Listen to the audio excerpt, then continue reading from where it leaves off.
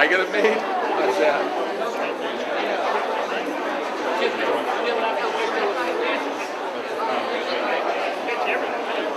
May I have your attention, please? The time being 7 p.m. Citizens of Oxford, welcome to your special town meeting.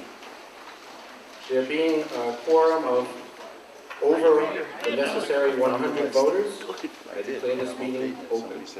My name is Russell Rowe, and I have the honor of being your town moderator.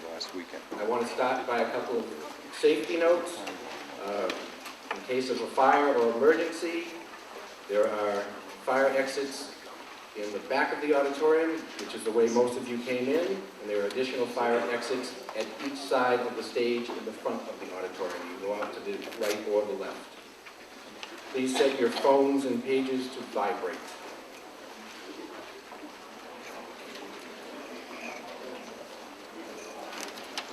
Post the colors. Aye, sir. Right. Hey. Ladies and gentlemen, with us for the 10th consecutive meeting are students from Oxford High School in the form of a color guard from Oxford's nationally recognized Naval Junior ROTC unit.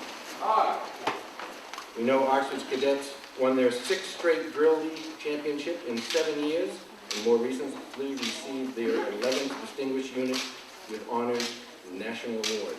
Ann Streamer from the Navy earned in the past 12 years. Cadets also represented our town at the Celebrate Massachusetts Day Parade at the 2001 Big E, where they won top color guard and standing invitation to return each year to the Big E.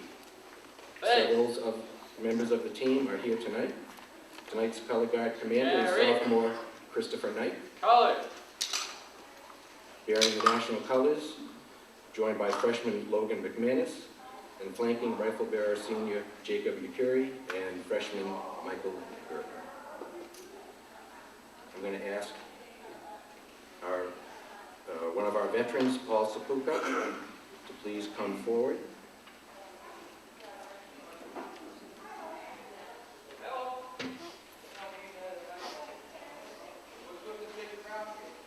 Here it is. Do we have a mic?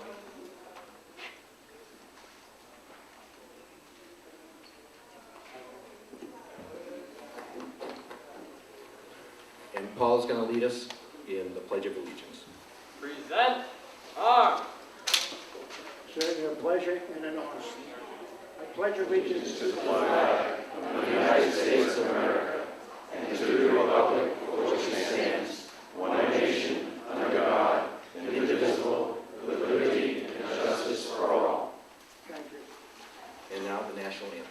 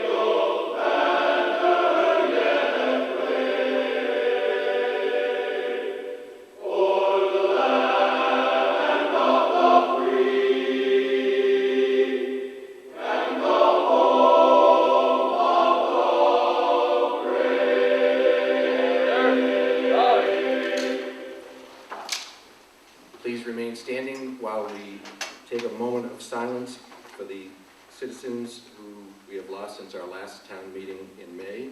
I especially want to mention Chuck Fagris, who would normally be here as one of our cameramen, and special condolences to Chief of Police Michael Haskett on the death of his mother, Shirley. A moment of silence, please.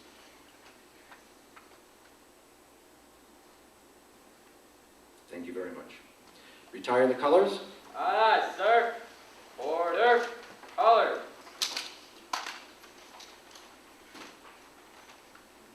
Left. Face. Forward. Arm. Forward. Mark.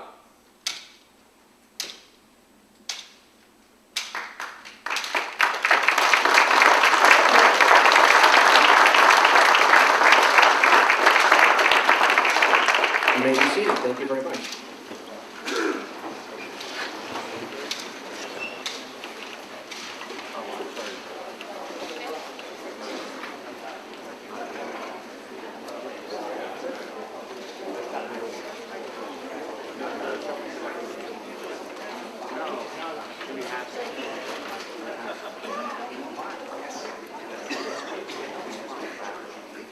I'd now like to introduce our town clerk, Lori Kelly, who will read the warrants and return of service. Thank you, Mr. Moderator. The Commonwealth of Massachusetts, Worcester SS, to either of the constables of the town of Oxford and the county of Worcester greeting. In the name of the Commonwealth of Massachusetts, you are hereby directed to notify and warn the inhabitants of said town qualified to vote in elections and in town affairs to meet at the Oxford Middle School in said Oxford on Wednesday, the 19th day of October next, at 7 o'clock in the afternoon, then and there to act on the following articles. And you are directed to serve this warrant by posting up attested copies thereof at the post office on the Plains, the post office in North Oxford, the post office in Rochdale, Memorial Hall, and Huguenot Steamer No. 2 in said town, 14 days at least before the time of holding said meeting. Hereof fail not and make due return of this warrant with your doings thereon to the town clerk at the time and place of meeting as aforesaid. Given under our hands this 27th day of September in the year of our Lord 2011. Jenny L. Casey, John G. Sad, Dennis LaMarche, Michael Vose, Selectman of Oxford, a true copy attest. Albert M. Adams, Constable, dated October 5th, 2011. Worcester SS, pursuant to the within warrant, I have notified and warned the inhabitants of the town of Oxford by posting up attested copies of the same at the post office on the Plains, the post office in North Oxford, the post office in Rochdale, Memorial Hall, and Huguenot Steamer No. 2, 14 days before the date of the meeting as within directed. Albert M. Adams, Constable of Oxford, dated October 5th, 2011. Thank you very much, Lori. Now the introduction of boards and officials. To my left, we have Lori Kelly, our town clerk. Next to her is Carolyn Banfield, our assistant town clerk. And Mark Rich, our town council, is looking especially nice tonight. Actually, he's being replaced this evening by Joyce Frank, and we welcome you to Oxford, Joyce. On the other side of the stage, we have our Board of Selectmen. We have John Sad, Michael Vos, Dennis LaMarche, Hank LaMountain, Jenny Casey. In front of me is the Finance Committee. The Finance Committee is appointed by the moderator, and they represent all of you. You don't have time, most likely, to go to all the different meetings in town and to research each of the articles, which we have 10 of this evening, and that's what they do for you. So they are your representatives. And I thank you very much for your duty. Over to my left is the School Committee in the front row. And on my right is the Planning Board, also in the front row.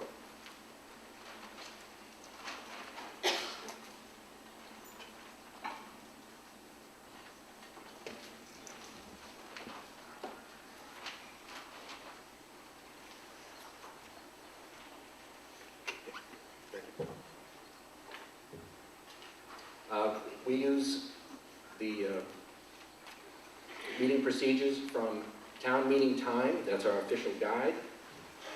If anyone would like to speak on an article, we ask that you come up into the front row seats here.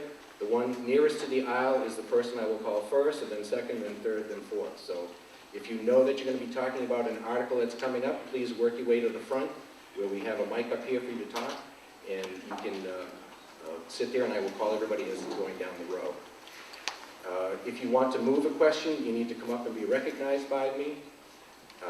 You cannot move the question if you were the previous speaker. So if you speak, you can't move the question right after that.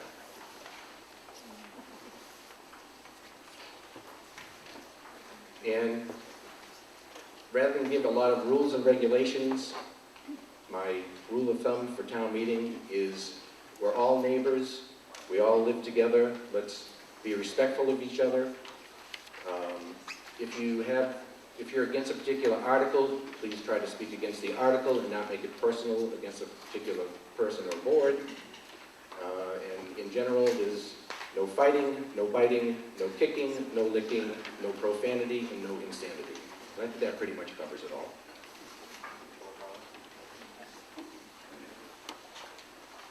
All right, Article 1.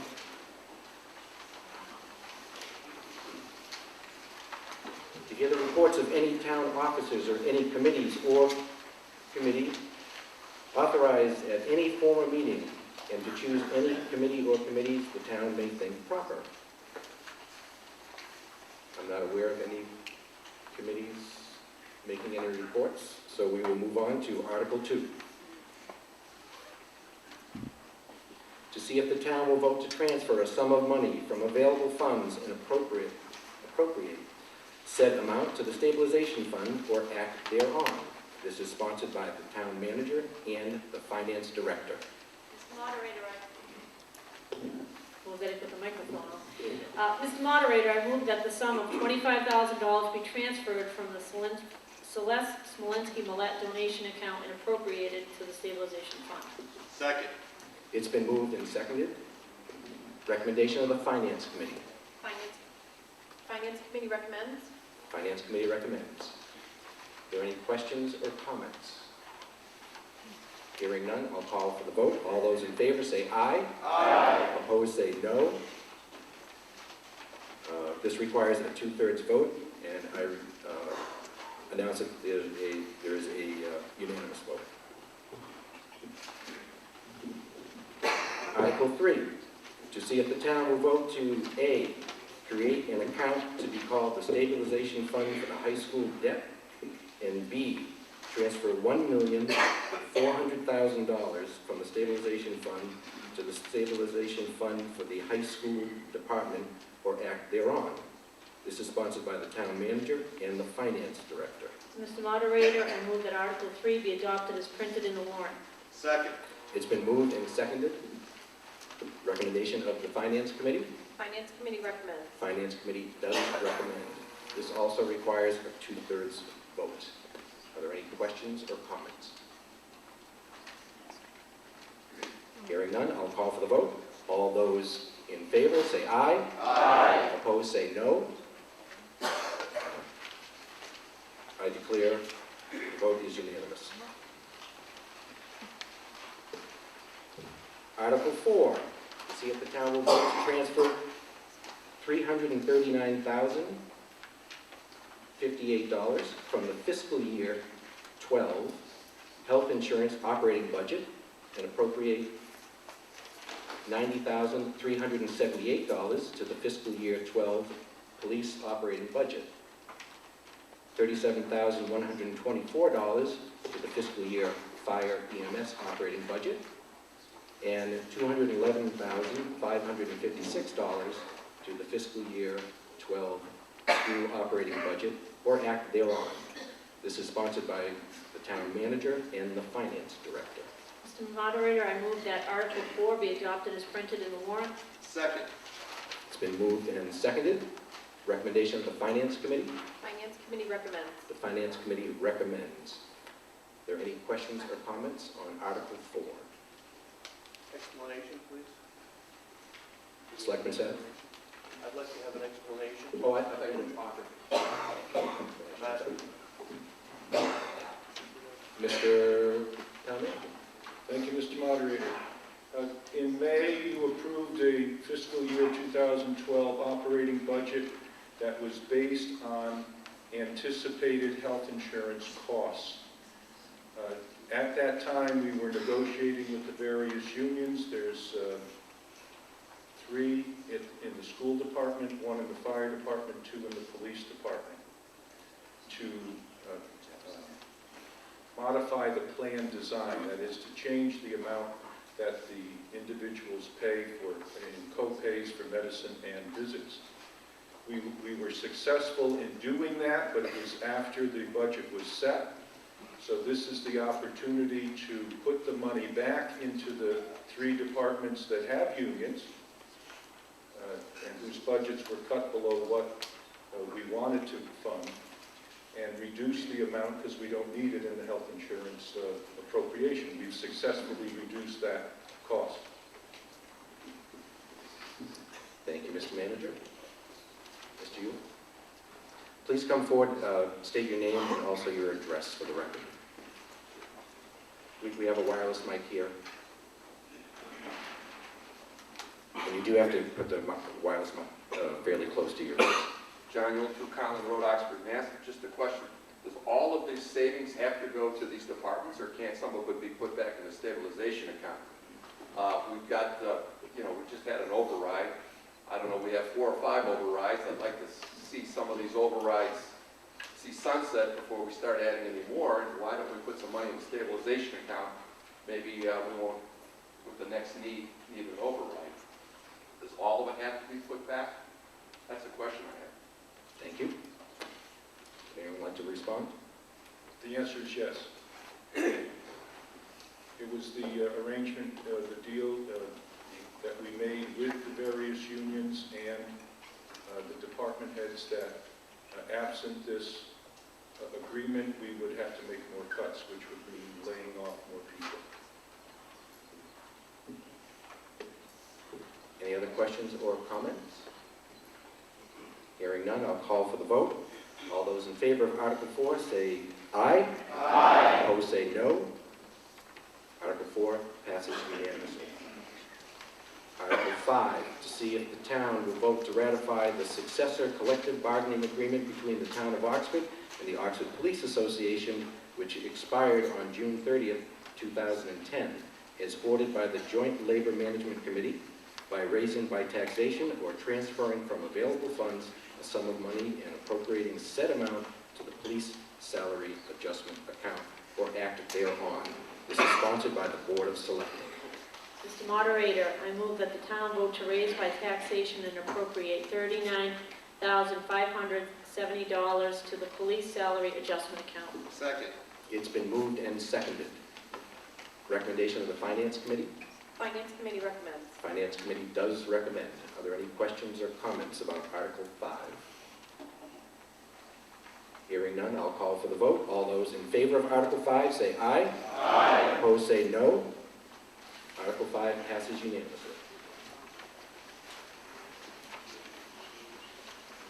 Article 6, to see if the town will vote to A, approve an amendment to the tax increment financing, also known as TIF plan, and agreement between IPG Photonics Corporation Company and the town of Oxford, town, for property located at 50 Old Webster Road, shown on Assessor's Map 58 as parcels B01, B03, B06, and B07 within the IPG Photonics Corporation Economic Opportunity Area, also known as the EOA, as approved by vote taken under Article 28 of the October 13, 1999 special town meeting in accordance with the provisions of Massachusetts General Laws, Chapter 40, Section 59, and 760 CMR 22.00, which amended TIF plan and agreement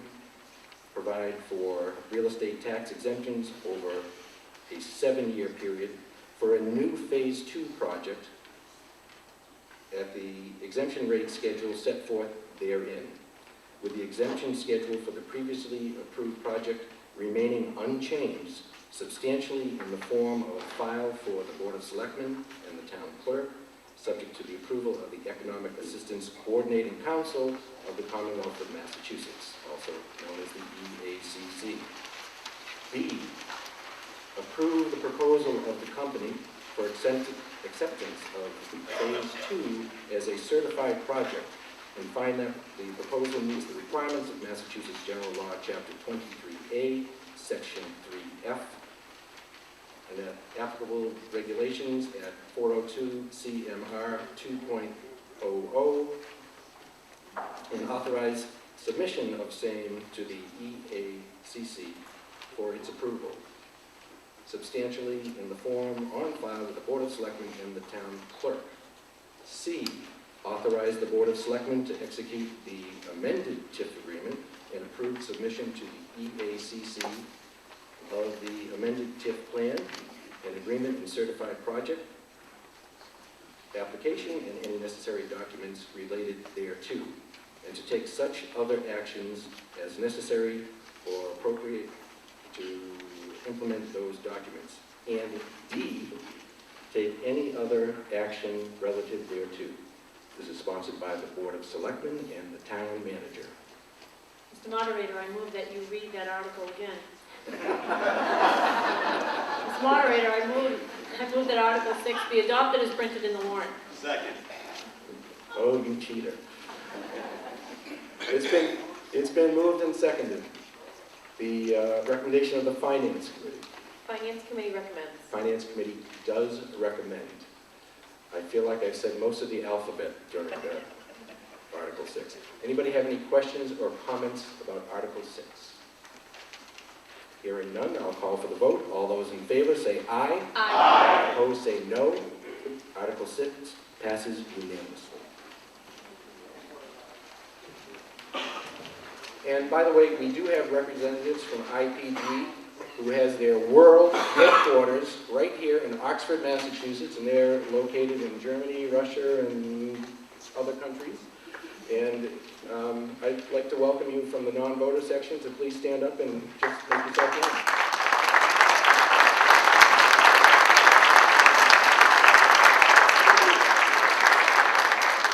Thank you for believing in Oxford.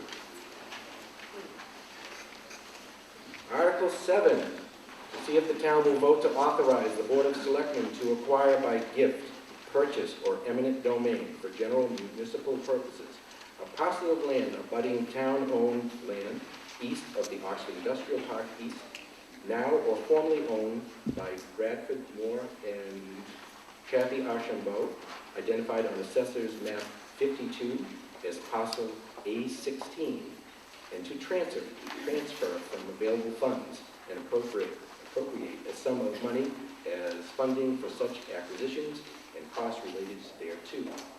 And further, to authorize the Board of Selectmen to enter into all agreements and execute on behalf of the town any and all instruments as may be necessary or convenient to effectuate the purpose of this article or act thereon. This is sponsored by the town manager.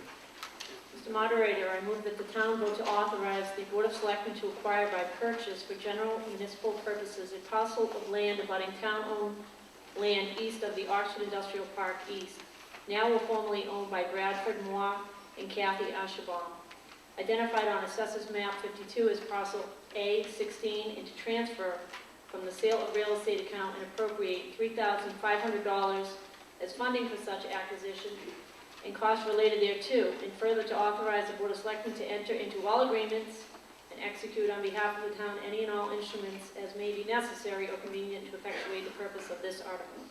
Second. It's been moved and seconded. The recommendation of the Finance Committee. Finance Committee recommends. The Finance Committee does recommend Article 7, and we also have a recommendation from the Finance Board. I'm sorry, from the Planning Board. Planning Board recommends. Planning Board recommends. This does require a 2/3 vote to pass. Are there any questions or comments on Article 7? Oh, Mr. Peters?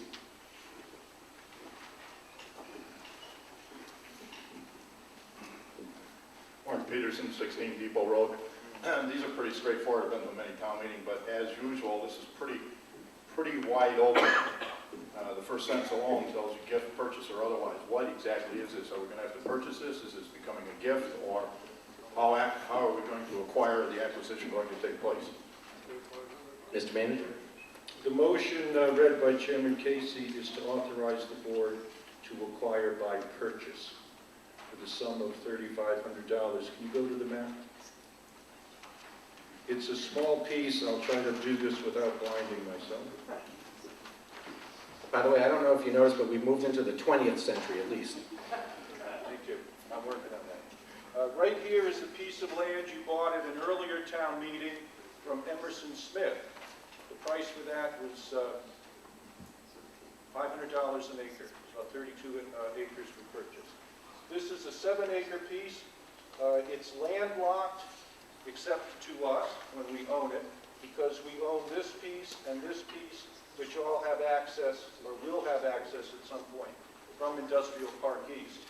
That piece is 7 acres, and the price the money we're asking for is $3,500, also $500 an acre. Just in case you couldn't hear because of no mic, recently we purchased land, additional land for the industrial park at $500 an acre, and this is an additional 7 acres, also at $500 an acre. So that's where they came up with $3,500 in Article 7. Are there any other questions or comments on Article 7? Hearing none, I'll call for the vote. All those in favor of Article 7, say aye. Aye. All those opposed, say no. I declare that Article 7 is approved by a 2/3 vote.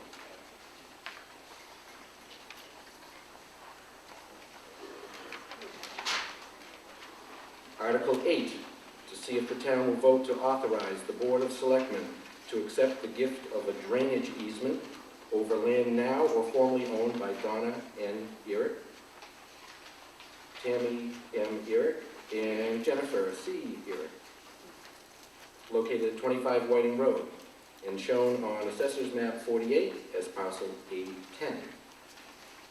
A plan for which is on file in the office of the town clerk or act thereon. This is sponsored by the town manager and the DPW director. Mr. Moderator, I move that Article 8 be adopted as printed in the warrant. Second. It's been moved and seconded. The recommendation of the Finance Committee. Finance Committee defers to the Planning Board. Finance Committee defers to the Planning Board, Planning Board recommends. and the Planning Board recommends.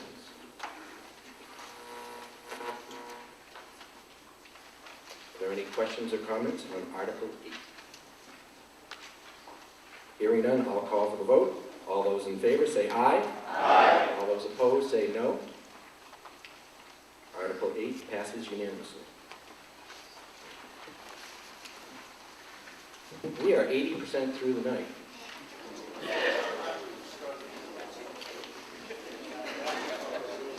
And I just want to say, this is usually when we pull out our white voter tickets, and there should be 4 tickets that have a red circle around either the number 13 or in precinct 4 it's the number 23, and if you do, please see me after and you get a beautiful Massachusetts lottery ticket.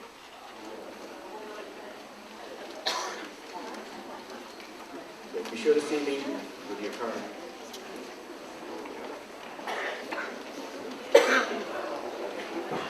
Article 9, to see if the town will vote to amend the bylaws of the town of Oxford by adding a new chapter sequentially numbered as follows, or act thereon. Chapter 71, Sex Offender Residency Bylaw. Mr. Moderator, I move that Article 9 be adopted as printed in the warrant. Second. It's been moved and seconded. Recommendation of the Finance Committee. Finance Committee defers to the Planning Board. Finance Committee defers to the Planning Board. Planning Board recommends. Planning Board recommends. You should all have a copy of Article 9 in the paper that you picked up on the way in. Are there any questions or comments on Article 9? Selectman Bolt, please.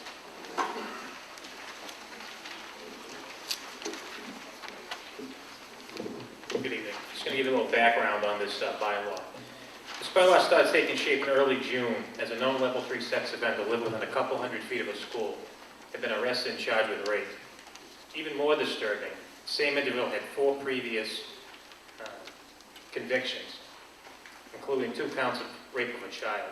A few days later, Selectmen's office had received an email from a resident concerned that a level 3 sex offender was living so close to a school and asked what could be done to prevent this.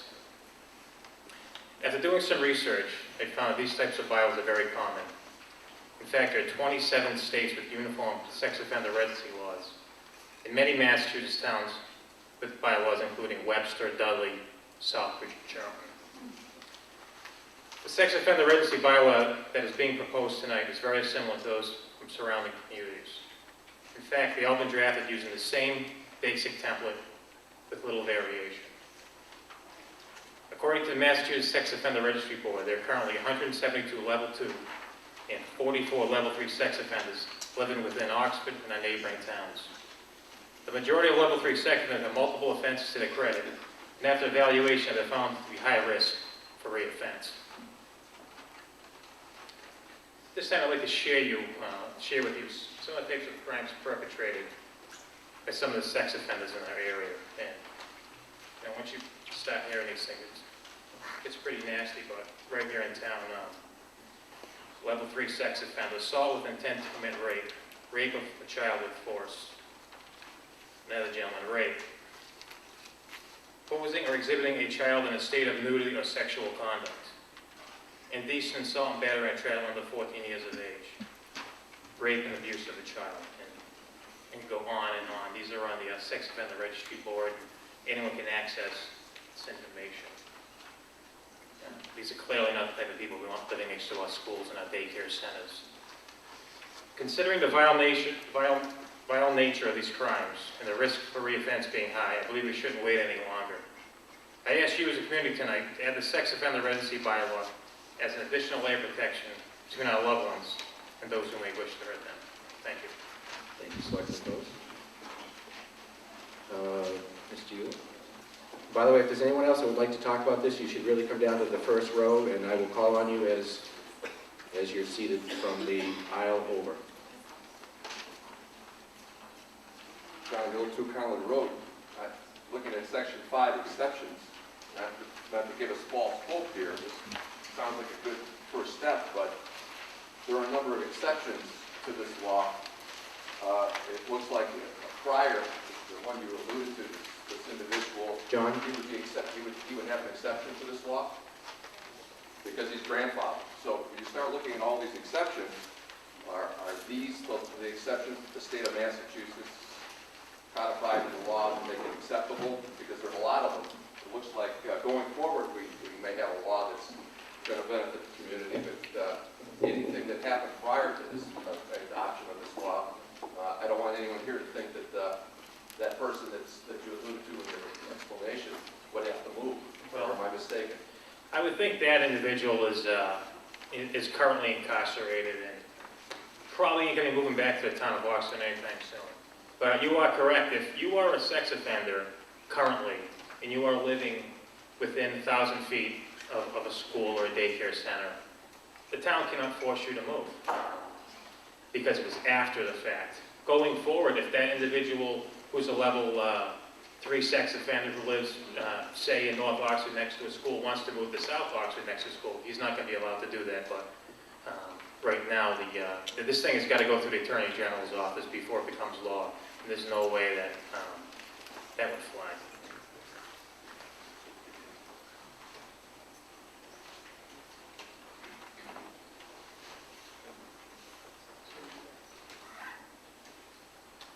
June Karen, 42 Clara Batten Road. I'm going to ask the speakers to turn and to address. I'm sorry. That's okay. June Karen, 42 Clara Batten Road. Will this cover the Clara Batten camp, I hope? Clara Batten camp, which is a lot of young people. Yeah, Will that cover? it will cover all the camps, Okay. daycare facilities, any type of recreational area in the town of Oxford. Thank you. Justin, do we have that map? I realize it's a little hard to see from your seats, but anything that's colored in Anything in red, yeah. Yeah, anything in red is places where a person could not live under this new bylaw, and anything that's not colored in, anything in white, are areas where it would not be in effect, because there's no school, park, or Right. facility within 1,000 feet of that property.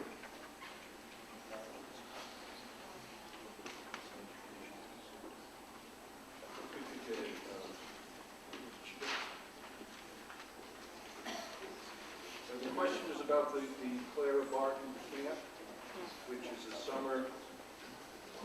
summertime educational facility. An educational facility will check with council. I believe that would be included in that context. It is owned by the Clara Barton, It is privately owned.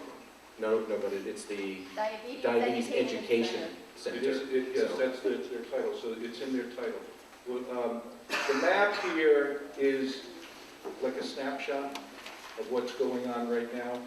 We've identified to the best of our ability lots that are, for example, in green is a park. That's the whole of the land the Corps of Engineers owns. It's considered a park. So everything within 1,000 feet of that is excluded from an area that these sex offenders could live in. They're excluded from that. The big purple there is Orchard Hill. There's a resident there or an operator of a licensed daycare facility. So that whole parcel becomes a center for calculation of the 1,000 feet abutting parcels. Of course, the schools, Clara Barton, in south, the Chafee School, the high school and middle school where we're at right now. One that I'm not sure of because I live in the neighborhood, there's an over 55 community up north near the golf course. For some reason, they're considering that elderly housing. You're looking a little gray over there. A little gray. Okay. So those are the areas we can easily get in there. But again, it's a snapshot. This could change tomorrow if a new daycare facility opens or an existing daycare facility closes. So the way it'll work is that the sex offender has to register when he or she wishes to move to town, and the police department will have a current map or have the ability to say, can this person live here? Is there anything within our records will indicate that? Thank you, Mr. Manager. Other questions or comments on Article 9? Mr. Moderator? And again, I'm encouraging people to come up in the front here. Just very briefly, I just want to comment on this. I think it's a step in the right direction, but at the end of the day, this is a map, and it's a piece of paper, much like a restraining order. And if you really want to hurt somebody, a piece of paper isn't going to stop that person. So, this is a good step for our community, but at the end of the day, we all have to be vigilant about who's living in our neighborhoods and who's living near our schools, because our friends and our family and our police officers, we're the first line of defense to protect the kids and those people who are most vulnerable from the level 2 and level 3 sex offenders. So it's a good first step, but I don't want to create any false senses of protection. We still have to have our ears and eyes open and educate ourselves through our police department, through our clerk's office, as to who the level 2 and 3 sex offenders are living in our neighborhoods, because I'm sure we all know somebody who was very surprised to learn that they may have had one in their neighborhood or in a relative's neighborhood, because I know people who have come to learn that information, so I just want to point that out to folks. Thank you, Selectman Casey. I don't see any other hands, so I will call for the vote. All those in favor of Article 9 say aye. Aye. Opposed say no. Article 9 passes unanimously. Before we get to the final article, just a couple of notes. First of all, I want to thank Isidore's Organics for the cheese and appetizers and the sandwiches that they provided. They are on Main Street, and they were moving to a new location soon. We thank them very much for providing some food and energy for the people attending town meeting this evening. And, wrong pocket, the 300th Anniversary Committee wants everyone to remember that our celebration starts in about 9 months. It'll be here before we know it. And they do have a table out there. If there's anything you'd like to purchase, you can do it on the way out.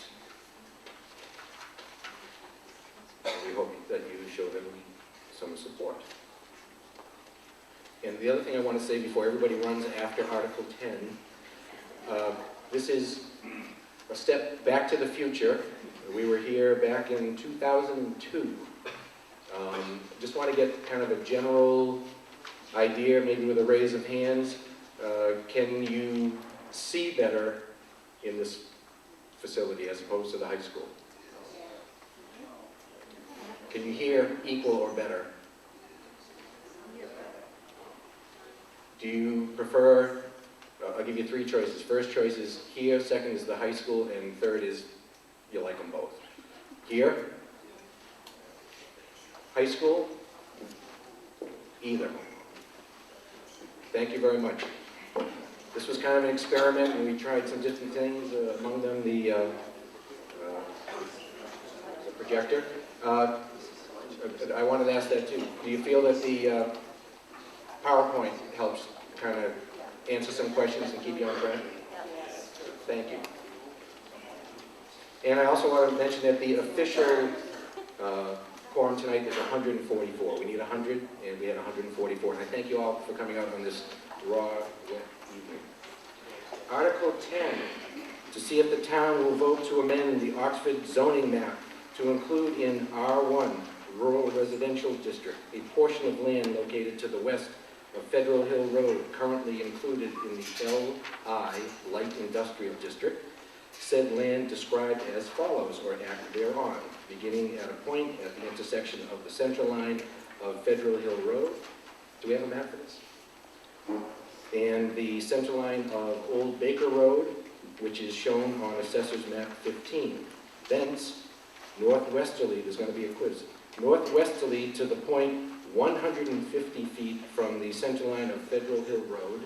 Thence, in a northerly direction, along a line parallel to the center line of Federal Hill Road, and 150 feet to the west thereof, to the town line between Oxford and Millbury.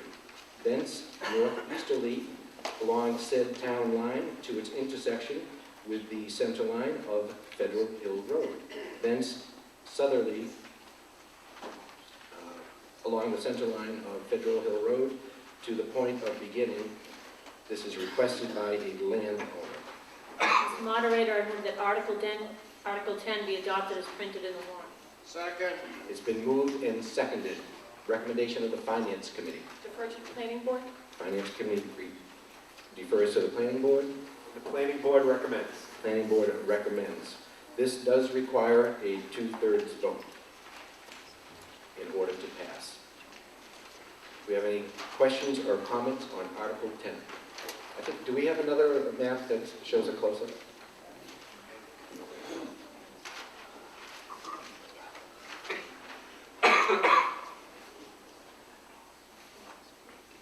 This is up near the old dump and near Oxford, what was Oxford Airport, up in that area of the town.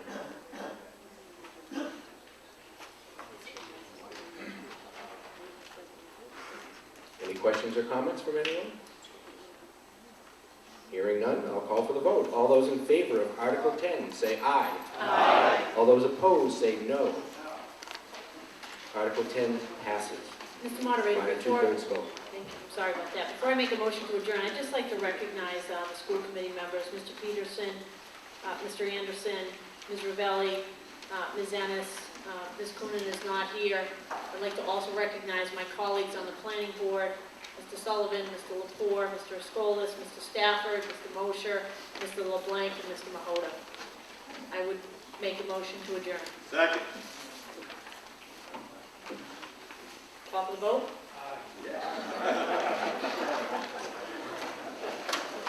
No, hang on. Make a motion to, Dissolve, adjourn, whatever you... I will entertain a motion to whatever your pleasure is, dissolve the Mr. meeting. Moderator. It's been moved and seconded. All those in favor say aye. Opposed say no. Have a great evening, everybody.